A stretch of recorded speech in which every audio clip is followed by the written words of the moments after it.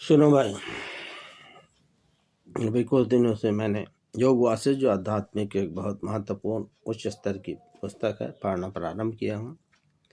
इसका बहुत कम मंचों पे पाठ होता है, प्रवचन होता है।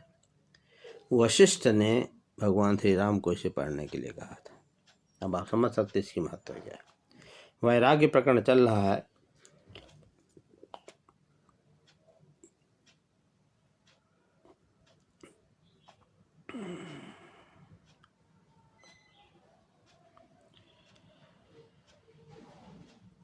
जिस समय महापराग नरेश दशरथ पद्दिन मंत्रियों के साथ बैठकर अपने पुत्रों के विवाह के लिए परामर्श करने लगे थे, उन्हीं दिनों तीर्थ यात्रा पूरी करके अपने घर में रहते हुए श्री राम दिन पर दिन कृश यानी दुबले होते चले गए। भरद्वाज महाराज दशरथ श्री राम से बारंबार प्रेम युक्त मधुर वाणी से पूछते, बेटा तुम्हारे मन में कैसी बड़ी भारी चिंता पैदा हो गई। वे उत्तर देते, पिताजी मुझे कोई कष्ट नहीं है। इतना ही कहकर कमल नयन श्री राम पिताजी के गोद में चुपचाप बैठ जाते थे, चुप्पे से। तदंतर एक दिन राजा दशरथ ने समस्त कार्यों का ज्ञान रखने वाले वक्ताओं में श्रेष्ठ वशिष्ठ कुल गुरु है ना, ब्रह्मा जी के पुत्र हैं, गुरुदेव से पूछा, राम क्यों खिन्न रहते हैं।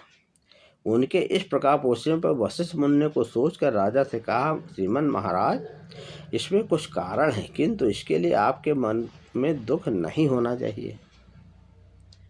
वो जो भगवान राम का गुरु होगा मामूली चीज होगा, वो तो त्रिकालज्ञ होगा, सब चीज जानता होगा।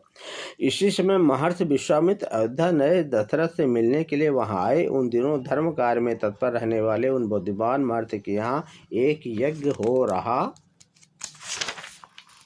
था।